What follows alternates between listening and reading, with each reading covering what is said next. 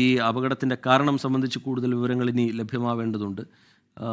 ഈ തൊഴിലാളികൾക്ക് വേണ്ട സുരക്ഷയും മറ്റു കാര്യങ്ങളും ഒക്കെ ഒരുക്കിയിരുന്നോ എന്നുള്ള കാര്യത്തിലൊക്കെയുള്ള ചോദ്യങ്ങൾ അവിടെ ബാക്കിയാവുന്നുണ്ട്. രാഹുൽ വിജയൻ.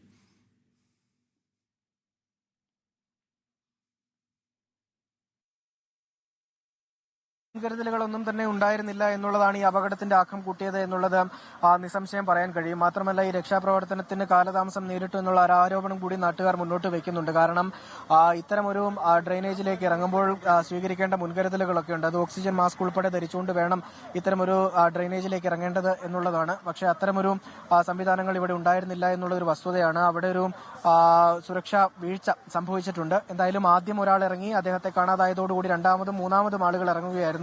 അവരും കൃത്യമായിട്ടുള്ള മാനദണ്ഡങ്ങൾ പാലിച്ചില്ല എന്നുള്ളത് ഒരു വസ്തുതയാണ്. അവർക്കും അതിനുള്ള സംവിധാനങ്ങൾ ഉണ്ടായിരുന്നില്ല എന്നുള്ളതാണ് ഏറ്റവും പ്രധാനപ്പെട്ട കാര്യം. അത് ഒരുക്കേണ്ടിരുന്നത് ഇത് കോൺട്രാക്ട് നൽകിയ ആളുകൾ തന്നെയാണ് എന്നുള്ള കാര്യത്തിൽ യാതൊരു സംശയമില്ല. എന്തായാലും ഈ 10 മണിയോടുകൂടി അപകടം ഉണ്ടാകുന്നു. പിന്നീട് 2 മണിക്കൂറിന് ശേഷമാണ് ഈ 3 പേരെയും പുറത്തേക്ക് എത്തിക്കാൻ കഴിഞ്ഞത്. രക്ഷാപ്രവർത്തനത്തിനുണ്ടായ കാലതാമസം അത് 2 പേരുടെ ജീവൻ നഷ്ടപ്പെടുന്ന നിലയിലേക്ക് പോവുകയും ചെയ്തിട്ടുണ്ട്. ഒരാളുടെ നില അതീവ ഗുരുതരമായി തന്നെ തുടരുകയാണ്. എന്തായാലും പല തരത്തിലുള്ള വീഴ്ചകൾ ഇവിടെ ആരോപിക്കുന്നുണ്ട്, ചൂണ്ടിക്കാണിക്കുന്നുണ്ട്.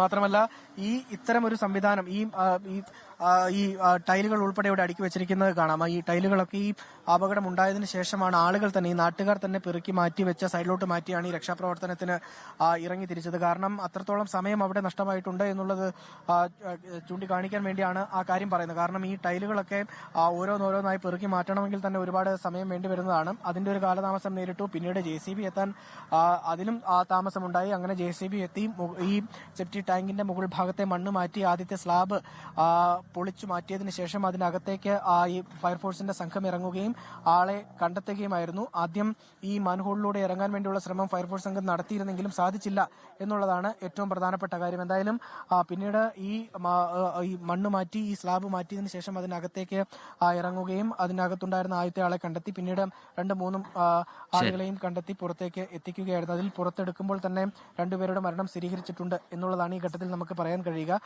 ഒരാൾക്ക് ജീവനുണ്ടായിരുന്നു. അദ്ദേഹത്തിന്റെ രാഹുൽ വിജയൻ ഈ സംഭവ സ്ഥലത്ത് നിന്ന്, അപകട സ്ഥലത്ത് നിന്ന് വിവരങ്ങൾ, പ്രതികരണങ്ങൾ ലഭ്യമാക്കുകയായിരുന്നു. അത്രയും സങ്കടകരമായ വാർത്തയാണ്. 2 തൊഴിലാളികൾക്കാണ് ജീവൻ നഷ്ടമായിരിക്കുന്നത്. 3 പേർ അപകടത്തിൽപ്പെട്ടു. അതിൽ 2 പേരുടെ മരണം ഇപ്പോൾ സ്ഥിരീകരിച്ചിട്ടുണ്ട്. ഒരാളുടെ നില അതീവ ഗുരുതരമായി തന്നെ തുടരുന്നുണ്ട്. അവിടെയുള്ള നാട്ടുകാരൊക്കെ ഉന്നയിക്കുന്ന ചില പരാതികളുണ്ട്. രക്ഷാപ്രവർത്തനം വൈകിയെന്നതടക്കമുള്ള ആക്ഷേപങ്ങളുണ്ട്. ഈ നിർമ്മാണ പ്രവർത്തനവുമായി ബന്ധപ്പെട്ട് വരുന്ന ആക്ഷേപങ്ങളുണ്ട്. അതിലൊക്കെ ഇനി വളരെ വിശദമായ അന്വേഷണം നടക്കട്ടെ. അതിനൊക്കെ അപ്പുറത്തേക്ക് 2 പേർക്ക്, 2 തൊഴിലാളികൾക്ക് ജീവൻ നഷ്ടമായിരിക്കുന്നു. ഒരാളുടെ ആരോഗ്യനില ഗുരുതരമായി തുടരുന്നു. ലോകത്തെവിടെയായാലും ഏത് സമയത്തും 24 വാർത്തകളും ഓഗ്മെന്റഡ് റിയാലിറ്റി പാക്കേജുകളും എക്സ്പ്ലെയിനറുകളും വിശദമായി കാണാൻ ഞങ്ങളുടെ YouTube ചാനൽ നിങ്ങൾക്ക് സബ്സ്ക്രൈബ് ചെയ്യാം.